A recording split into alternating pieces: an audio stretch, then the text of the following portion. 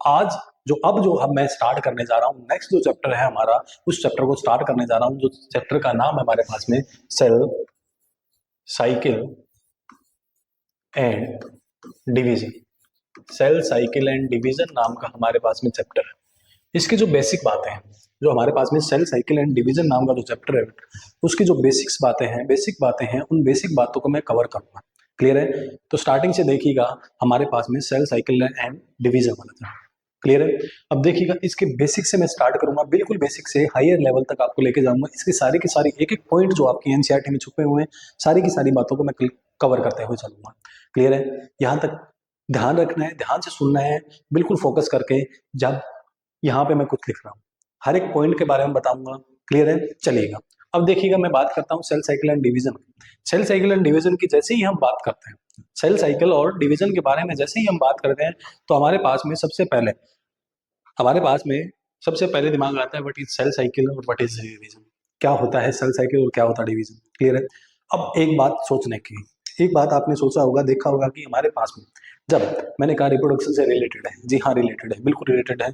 जब मैंने कहा कि रिप्रोडक्शन से रिलेटेड है, तो यहाँ पे हमारे पास में एक, आपको पता है, मेल और फीमेल गैमेट आते हैं। मेल गैमेट और फीमेल गैमेट आते हैं, दोनों आपस में फ्यूज हो जाते हैं। मेल और फीमेल गैमेट आपस में क्या हो गए, फ्यूज हो जाते हैं। फ्यूज होते ही हमारे पास में क्या बना देते हैं, एक सेल बनाते हैं, जिसको हम क्या कहते हैं, जाइगोट। क्या कहते हैं? जाइगोट कहते हैं। और जाइगोट हमारे पास में 2n मतलब डिप्लॉयड होती है, मतलब 2 सेट ऑफ क्रोमोसोम है, 23 पेयर के, 23 क्रोमोसोम के 2 पेयर है उनके पास में। समझ आ गया नहीं आ गया? अब देखिए, ये हमारे पास में जाइगोट है जो कि डिप्लॉयड है, और ऑल्सो ये एक सिंगल सेल भी है। ये क्या है, एक सिंगल सेल भी है। इतनी बातें क्लियर है? ये जो जाइगोट है हमारे पास में क्या है, एक सिंगल सेल भी है। अब ध्यान सुनिए, ये जो जाइगोट है, ये जाइगोट क्या करता है, 9 मंथ तक, जिसको हम गेस्टेशन पीरियड कहते हैं, हमारे एनिमल्स के अंदर, मतलब मैमल्स के अंदर, मैमल्स में भी, ह्यूमन्स की अगर मैं बात करूँ, ह्यूमन के अंदर जो गेस्टेशन पीरियड होता है, जब क्या होता है कि जाइगोट बनने से लेकर बेबी बनने तक का जो पूरा का पूरा टाइम पीरियड होता है, उसको गेस्टेशन पीरियड कहते हैं। उस गेस्टेशन पीरियड के अंदर जो एक अकेली सेल होती है, जिसको हमने कहा जाइगोट, जो कि सिंगल सेल है। क्या है? सिंगल सेल है, साइज में बहुत छोटी है, साइज में बहुत छोटी है। और वो क्या करती है, वो 9 मंथ क्या करती है, डिवीजन करती है। और लास्ट में 9 मंथ के एंड पे, जब पार्चुरेशन का टाइम आता है, बेबी के बर्थ का टाइम आता है, उस टाइम पे हमारे पास में क्या बना देती है, एक जो बेबी है, बेबी का जो एक प्रकार से साइज है, वो एक प्रकार से हमारे पास में मान के चलते हैं 1 किलोग्राम, 1.2 किलोग्राम के अराउंड मान के चलते हैं, वो बना देती है। क्लियर है? 1800 ग्राम के मान के चलो, वो इतना साइज बना देती है, जो कि एक सिंगल सेल है। कैसे 9 मंथ के अंदर एक सिंगल सेल ने इतने बड़े जो बेबी का साइज है वो बना दिया 9 मंथ के अंदर। क्या किया होगा इस सेल ने ऐसा? आई बात समझ में? तो इस सेल ने क्या किया होगा, नॉर्मली हमारे पास में जवाब आता है कि इसने क्या किया है, डिवीजन किया। क्या किया है? डिवीजन किया है। नॉर्मली इस बात का जवाब आता है कि इसने क्या किया है, डिवीजन किया है। इसने किया है डिवीजन। क्लियर मेरी बात? इसने क्या किया है, डिवीजन किया है। तो एक बात बताइए, हमारे पास में, मेरे पास में मान लेते हैं ये पेन है, एक पेन है, इसको मैं डिवाइड करूंगा, तो क्या इसका जो साइज है वो घटेगा या बढ़ेगा? इसका जो साइज है डिक्रीज होगा या इंक्रीज होगा? नॉर्मली अगर मैं बात करूं, तो हमारे पास में जो जाइगोट अगर डिवीजन कर रहा है, क्या कर रहा है, डिवीजन कर रहा है, तो इसका साइज जो है, अगर ये डिवीजन कर रहा है, तो इसका साइज क्या होना चाहिए, इस सेल का, ये जो सेल है इससे छोटी है, ये वाली सेल भी इससे छोटी है। नॉर्मली तो साइज घटना चाहिए, डिक्रीज होना चाहिए, बट वहां पे जो साइज है वो क्या हो रहा है, इंक्रीज हो रहा है। क्या हो रहा है? इंक्रीज हो रहा है। जो बेबी है, बेबी का साइज बढ़ता जा रहा है, और ये सिंगल सेल है जो कि छोटी थी, और इतने बड़े बेबी को बना दिया उसने। क्लियर है? नॉर्मली बड़े बेबी को एक छोटी सी सेल ने, मान लेते हैं हाथ के जितने बड़े बेबी को इसने बना दिया, फॉर्म कर दिया। कैसे? क्या डिवीजन करके? अकेला डिवीजन करके? जी नहीं, क्या करके?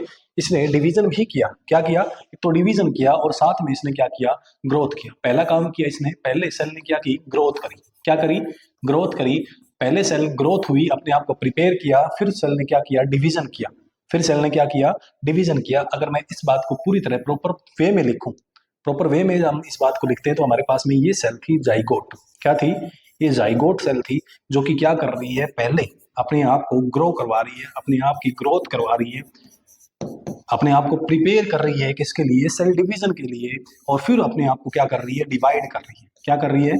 डिवाइड कर रही है। अगर मैं मानता हूं मान लेते हैं मैंने कहा कि पहले इसने क्या किया, ग्रोथ किया, ये जो सेल है इसने ग्रोथ की तो अपना साइज ऑलमोस्ट डबल कर लिया। क्या कर लिया? ऑलमोस्ट जो साइज है पहले वाला जो साइज था उससे डबल कर लिया इसने अपना साइज। पहले वाला जो साइज था उससे अपना साइज इसने क्या कर लिया, ऑलमोस्ट डबल कर लिया। क्लियर है? मतलब इसका जो साइज है, साइज क्या हो गया, इंक्रीज हो गया, ऑलमोस्ट डबल हो गया। अब ये क्या करेगी, अब करेगी ये डिवीजन। क्या करेगी? अब करेगी ये डिवीजन। अब अगर डिवीजन कर रही है तो दो इक्वल भागों में, दो इक्वल पार्ट्स में, क्योंकि यहाँ पे जो डिवीजन होता है, यहाँ पे जो ये डिवीजन करती है, ये वाला जो डिवीजन है यहाँ पे माइटोसिस होता है। वैसे डिवीजन दो होते हैं, यहाँ पे जो जाइगोट हमारे पास डिवीजन कर रहा है वो माइटोसिस कर रहा है और दो इक्वल पार्ट्स में डिवाइड हो जाएगी, जो कि सेल, यहाँ पे एक सेल हमारे पास में ये बनी, दूसरी सेल ये बनी, जो कि एग्जैक्ट इस सेल का साइज इस साइज के बिल्कुल इक्वल होगा, इसका साइज इसके भी बिल्कुल इक्वल होगा। तो इस प्रकार हमारे पास में जो सेल है, एक जाइगोट है, जाइगोट क्या करेगा, डिवीजन करेगा। क्या करेगा? पहले ग्रोथ करेगा, ग्रोथ करते ही साइज क्या कर लेगा, अपना डबल कर लेगा एक प्रकार से, साइटोप्लाज्मिक कंटेंट बढ़ा लेगा, ऑर्गेनली बढ़ा लेगा, number of amount of chromosome बढ़ा, वो सॉरी अमाउंट ऑफ डीएनए बढ़ा लेगा। क्लियर है? और फिर जब डिवाइड करेगा तो अपना half half cytoplasm, half half cytoplasm दो इक्वल पार्ट्स में डिवाइड कर लेगा और वो जो इक्वल सेल बनेगी वो एग्जैक्टली सिमिलर होंगी पहले वाली जो सेल बनी थी उसके उसके जो साइज के बिल्कुल सिमिलर होंगे। समझ आ गया? तो इस प्रकार जो जाइगोट है, जाइगोट डिवाइड करेगा तो एक सेल से दो सेल बनी है, वो जाइगोट के जितनी ही बनी है दो सेल, मतलब जो जाइगोट था उसने पहले ग्रोथ करी है फिर इक्वल पार्ट्स में डिवाइड हुआ। तो क्या है, जो हमारे पास में सेल है, सेल का नंबर भी बढ़ रहा है, सेल का नंबर भी बढ़ रहा है और सेल दोनों को जोड़ दे तो साइज भी बढ़ गया। क्लियर है? तो इस प्रकार क्या होता है, एक जाइगोट से 9 मंथ तक डिवीजन चलता रहता है और बेबी फॉर्मेशन होती है। क्लियर है? तो वो जो एक प्रकार से ग्रोथ एंड डिवीजन, ध्यान से सुनिएगा, ये जो ग्रोथ एंड डिवीजन है क्या है हमारे पास में, जो आपको ग्रोथ एंड डिवीजन चल रहा है, ये क्या होता है, एक साइक्लिक प्रोसेस में चलता है। किस में चलता है? एक सीक्वेंस में चलता है। क्लियर है मेरी बात? इसलिए इसे कहा जाता है सेल साइकिल। क्या कहा जाता है? सेल साइकिल कहा जाता है। अब मेरी बात ध्यान सुनिएगा, द डिवीजन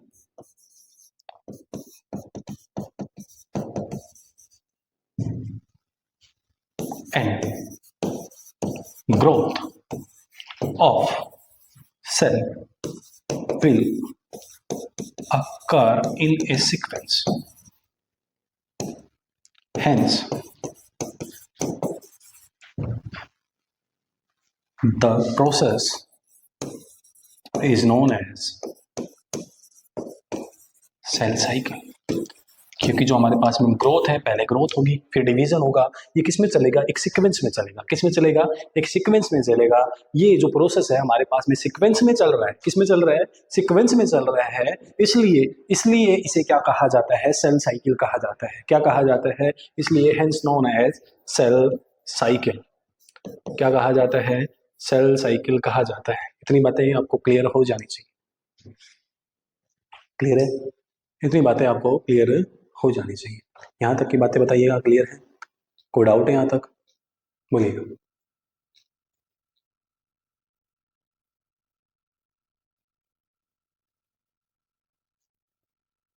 बोलिएगा। अब मेरी बात ध्यान से सुनिएगा। आगे हमारे पास में सेल साइकिल में मैंने बात करी है, सेल साइकिल ये होती है, पहले ग्रोथ होता है फिर डिवीजन होता है।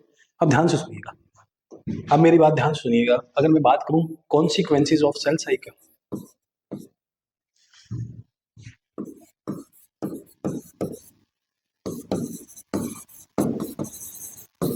सेल साइकिल के कॉन्सिक्वेंसेज की बात करें तो मतलब सेल साइकिल के अंदर होता क्या क्या है? Cell cycle is sequential. Cell cycle क्या है? सिक्वेंशियल है। और cell cycle is also coordinated. क्या है? कोऑर्डिनेटेड भी है। ये बात आपकी एनसीईआरटी कहती है। सेल साइकिल क्या है? सिक्वेंशियल, उसके बाद कोऑर्डिनेटेड भी है। आई बात समझ में? सेल साइकिल क्या है हमारे पास में? Sequential. Cell cycle is sequential, it runs, cell cycle मतलब it runs in sequence, sequence में रन करती है, वन स्टेप आफ्टर वन, एक स्टेप के बाद दूसरा स्टेप चलता है। क्लियर है? तो एक स्टेप के बाद दूसरा स्टेप चलता है। क्लियर है यहाँ तक की बात है? अब यहाँ पे देखिए बात करते हैं कोऑर्डिनेटेड की। किसकी बात करते हैं? कोऑर्डिनेटेड की बात करते हैं। किसकी बात करते हैं? कोऑर्डिनेटेड का मतलब होता है under the genetic control, under the genetic control. Cell cycle is under the genetic control. Cell cycle क्या है? जेनेटिक कंट्रोल के अंडर है। मतलब क्या है? इन सबको कंट्रोल करने वाला हमारे पास में क्या है? जेनेटिक सीक्वेंस होते हैं, जीन, जेनेटिक जीनोम के अंदर कंट्रोल होती है। क्लियर है? ये जो सेल साइकिल है, cell cycle under the genetic control. Coordinated का मतलब क्या है? जो सेल साइकिल सीक्वेंस में चल रही है, किस में चल रही है? सीक्वेंस में चल रही है, वो कंट्रोल करी जाती है किसके द्वारा? जेनेटिकली। किसके द्वारा? जेनेटिकली कंट्रोल करी जाती है बाय जीन्स। जेनेटिकली कंट्रोल करी जाती है किसके द्वारा? Bye jeans. जीन्स के द्वारा कंट्रोल करी जाती है। तो हमारे पास में दो कॉन्सिक्वेंसेज है सेल साइकिल के। एक हमारे पास में सिक्वेंशियल, दूसरा आता है कोऑर्डिनेटेड। सिक्वेंशियल का मतलब है it runs in A sequence, one step after one. Clear है?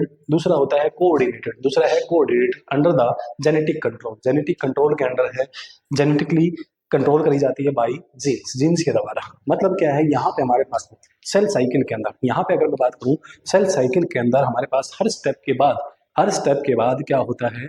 एक हमारे पास में यहाँ पे क्या होता है?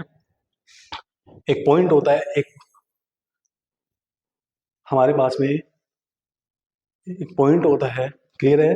जिसके बाद मतलब एक काम होता है, उसके जस्ट बाद सेल साइकिल नेक्स्ट उसके अंदर फेज के अंदर एंटर करेंगे।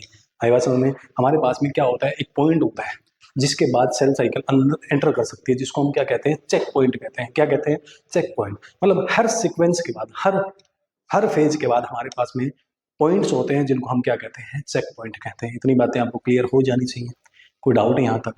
चलिएगा, अब मेरी बात ध्यान से सुनिए। अब मैं आपको एक बेसिक सा जो चार्ट है पूरा हमारी सेल साइकिल का जो बेसिक सा चार्ट है उसके बारे में बताता हूँ। और उसी चार्ट के थ्रू हम पूरी की पूरी जो पूरा का पूरा जो हमारा पास में ये जो सेल साइकिल एंड डिवीजन वाला चैप्टर है इसको कंप्लीट करेंगे। क्लियर है? अब मेरी बात ध्यान से सुनिए। मेरे पास में आपकी एनसीईआरटी अगर मैं बात करूँ, फेजेस ऑफ सेल साइकिल आते हैं। क्या आते हैं? फेजेस ऑफ सेल साइकिल आते हैं। क्लियर है? सेल साइकिल के फेजेस की मैं बात करूं। क्लियर है? ध्यान से सुनिएगा। मेरे पास में फेजेस ऑफ सेल साइकिल, ये मेरे पास में सेल साइकिल। क्लियर है? ये मेरे पास में क्या है? सेल साइकिल है। इस सेल साइकिल में देखिएगा हमारे पास में फेज आते हैं सेल साइकिल के। एक फेज आता है मेरे पास में, देखिएगा ध्यान से सुनिए। एक फेज में आता है, मैं धीरे धीरे इस ये जो सर्कल है, ये सर्कल मैंने बनाया है सेल साइकिल का, इसको धीरे धीरे कॉम्प्लेक्स करता जाऊंगा। पहले आपको समझना है ये बात क्या है, दूसरी समझना है ये बात क्या है। इसी को मैं कॉम्प्लेक्स करता जाऊंगा। ध्यान से सुनिएगा। अब देखिए मेरी बात ध्यान से सुनिए। ये देखिए हमारे पास में एक जो फेज होता है, यहाँ से लेकर एक बड़ा फेज होता है जिसको हम क्या कहते हैं? यहाँ से लेकर यहाँ तक का जो फेज है, इस फेज को मैं कहता हूँ इंटरफेज। क्या कहलाता है? ये इंटरफेज कहलाता है। क्लियर है? दूसरा फेज है हमारे पास में, दूसरा है डिविजनल फेज। कौन सा फेज है? डिविजनल फेज है, जिसको हम क्या कहते हैं? एम फेज कहते हैं। क्या कहते हैं? एम फेज कहते हैं नॉर्मली। इतनी बातें क्लियर हैं? एक इंटरफेज है, दूसरा हमारे पास में डिविजनल और एम फेज है। इतनी बातें क्लियर हैं? अब मेरी बात ध्यान सुनिए। अगर मैं बात करता हूँ इंटरफेज की अगर मैं बात करूँ तो इंटरफेज में हमारे पास में पहले वाला G1 फेज है। फर्स्ट जो मेरे पास में G1 फेज है। दूसरे वाले की मैं बात करूँ तो मेरे पास में S फेज है।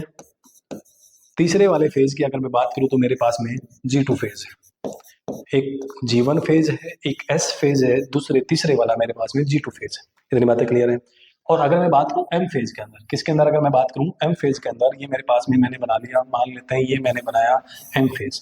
इस एम फेज के अंदर अगर मैं बात करूं तो यहाँ पे देखिएगा, इसके पास मेरे पास में दो बातें आती हैं। एक मेरे पास में ये जो फेज है ये पूरा आता है एम फेज के अंदर कैरियोकाइनेसिस, एक आता है कैरियोकाइनेसिस। मतलब यहाँ पे डिवीजन होता है। क्या होता है? यहाँ पे डिवीजन होता है, कोई ना कोई चीज डिवाइड हो रही है। पहला ये जो फेज है कैरियोकाइनेसिस, मतलब न्यूक्लियर मैटर डिवाइड हो रहा है। क्लियर है? और अगले वाला अगर मैं बात करूं, यहाँ वाला जो फेज है इसको कहा जाता है साइटोकाइनेसिस। क्या कहा जाता है? साइटोकाइनेसिस। मेरी बातें क्लियर है? क्या कहा जाता है? साइटोकाइनेसिस। साइटोकाइनेसिस और कैरियोकाइनेसिस दोनों को मिला दो तो मेरे पास डिविजनल फेज और एम फेज बनता है। कोई डाउट है यहाँ तक? अब आगे अगर मैं बात करूं इस कैरियोकाइनेसिस की, अगर मैं बात करूं इस कैरियोकाइनेसिस के अंदर से मेरे पास में 4 फेज निकलते हैं। कितने फेज निकलते हैं? 4 फेज निकलते हैं। पहला है पी फेज, दूसरा एम फेज, तीसरा ए फेज, चौथा T phase. P4 pro phase होता है, M4 मेटा फेज होता है, A4 एना फेज होता है, T4 टीलो फेज होता है। ये मेरे पास में इसके कितने फेज हो गए? 4 फेज हो गए, टीलो फेज। अब मेरे पास में, अब देखिएगा, ये तो मैंने साइकिल के रूप में समझाया आपको। क्लियर है। अब यहाँ पे देखिएगा, अब मैं आगे बात करूँ, अब देखिएगा यहाँ पे अगर मैं इसी को चार्ट के रूप में लेके आऊँ, किसके रूप में लेके आते हैं, इसी जो पोर्शन है, ये पूरा का पूरा पोर्शन है, ये जो पूरा का पूरा पोर्शन है जो सेल साइकिल का मैंने बनाया है, इसको मैं पूरे के पूरे को चार्ट के रूप में लेके आता हूँ एक प्रकार से। पहले चार्ट के रूप में, फिर उसको सर्कल के रूप में बनाएंगे। पहले चार्ट के रूप में देखिए, मेरे पास में सेल साइकिल की बात करी हमने, किसकी बात करी, सेल साइकिल की बात करी। ध्यान से सुनिएगा, मैंने किसकी बात करी है, सेल साइकिल की बात करी है। ये मेरे पास में सेल साइकिल है, ये सेल साइकिल है। सेल साइकिल को मैंने कहा दो भागों में बटी हुई होती है। कितने पार्ट्स में है, दो पार्ट्स में, टू पार्ट्स में डिवाइडेड होती है। टू पार्ट्स में ये जो सेल साइकिल है डिवाइडेड होती है। पहला पार्ट होता है इंटरफेज, पहला पार्ट क्या होता है, इंटरफेज होता है पहला पार्ट। क्लियर है। दूसरे पार्ट की अगर मैं बात करूं, दूसरा पार्ट होता है हमारे पास में एम फेज। एक इंटरफेज है, दूसरा एम फेज है, जिसको हम डिविजनल फेज भी कहते हैं। अब मैं बात करूं इंटरफेज, इंटरफेज मेरे पास में किसी भी डिवीजन का 95% होता है।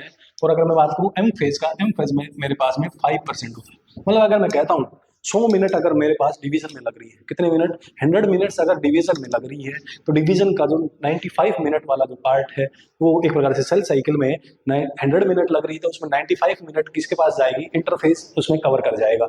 और हमारे पास में जो एम फेज है उसके लिए सिर्फ 5 मिनट बचेगी। क्लियर है मेरी बात। तो मतलब क्या है, सेल इंटरफेज में क्या करती है, ग्रोथ करती है। क्या करती है, ग्रोथ करती है। तो सेल को ग्रोथ के लिए कितने चाहिए, 95 मिनट, और डिवीजन के लिए कितने चाहिए, सिर्फ 5 मिनट। अब मेरी बात ध्यान से सुनिए, जो इंटरफेज है इसको 3 भागों में डिवाइडेड भागों में बांटा जाता है।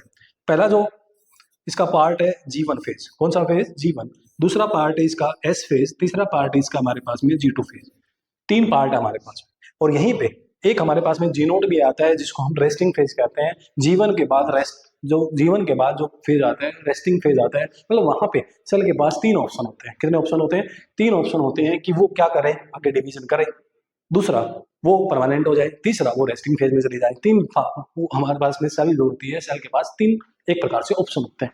बट आगे देखिएगा, ये इंटरफेज क्लियर हो गया। इंटरफेज के बाद एम फेज में देखिएगा, एम फेज में मैंने कहा डिविजनल फेज है। क्या क्या डिवाइड करेगा, 2 चीजें डिवाइड करेंगी जी। 2 चीजें कौन कौन सी, एक तो होता है हमारे पास में न्यूक्लियर मैटर डिवाइड करे, तो क्या कहलाता है, कैरियोकाइनेसिस कहलाता है। क्या कहलाता है, कैरियोकाइनेसिस कहलाता है। दूसरा अगर मैं बात करूं हमारे पास में, ये हमारे पास में है साइटोकाइनेसिस। क्या है, साइटोकाइनेसिस। क्लियर है। अगर कैरियोकाइनेसिस की बात करूं, कैरियोकाइनेसिस न्यूक्लियर जो मैटर है 2 तरीके से डिवाइड हो सकता है, एक माइटोसिस के तरीके से, एक मियोसिस के तरीके से। अगर मैं यहाँ पे एम फेज माइटोसिस से लेके चल रहा हूँ, तो हमारे पास में 4 फेज कैरियोकाइनेसिस के 10 आ जाएंगे। और अगर मैं मियोसिस लेके चल रहा हूँ, तो हमारे पास में मियोसिस 1 और मियोसिस 2 2 करनी पड़ेगी। क्लियर है। अब देखिए, मैं सिर्फ माइटोसिस के बारे में बात कर रहा हूँ, वहां पे मियोसिस जब आएगी, मियोसिस के बारे में बात कर देंगे आपको। मियोसिस में हमारे पास में पहला फेज जो है हमारे पास में, ये है प्रोफेज। क्या है, प्रोफेज है। दूसरे फेज की अगर मैं बात करूं, हमारे पास में मेटाफेज है, पीमेट। ये हमारे पास में एनाफेज है, और ये हमारे पास में टीलोफेज है। ये हमारे पास में एक प्रकार से क्या बन गया है, चार्ट बन गया है पूरा का पूरा। अगर इसको याद रखना चाहो तो पीमेट, PMAT, पीमेट। क्लियर है। प्रोफेज, मेटाफेज, एनाफेज, टीलोफेज, इस प्रकार सीक्वेंस होते हैं। कोई डाउट है यहाँ तक। अब उसी जो वही जो साइकिल है जो आपकी एनसीईआरटी के अंदर बनाई हुई है, उसी को मैं पूरी तरह से शो करता हूँ। ध्यान से देखिएगा, पूरी तरह से उसी साइकिल को मैं शो करता हूँ। देखिएगा, ये मेरे पास में ये साइकिल है, ये साइकिल है। इस साइकिल के अंदर मैंने कहा हमारे पास में, ध्यान से सुनिए, मेरे पास में एक फेज जो है इंटरफेज। क्या है, इंटरफेज है। इंटरफेज में मेरे पास में ये 3 फेज है। कितने फेज हैं, 3 फेज हैं, जिसके अंदर 3 पार्ट हैं, G1, S, G2। एक G1 है, एक S है और G2 है।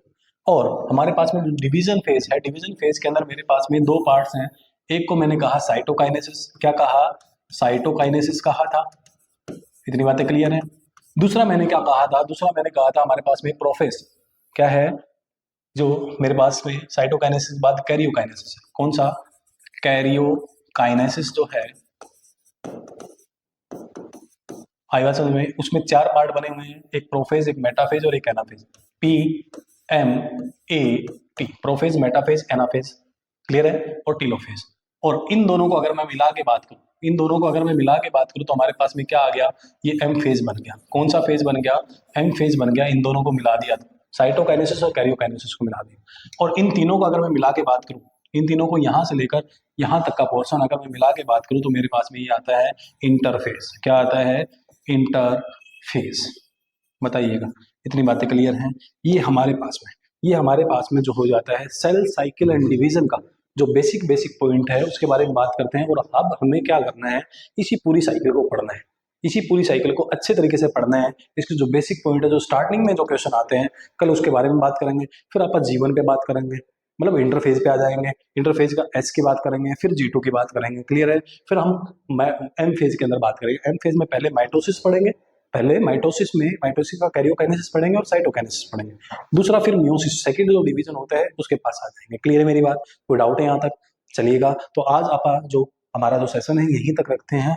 पढ़ते रहिए और मुस्कुराते रहिए।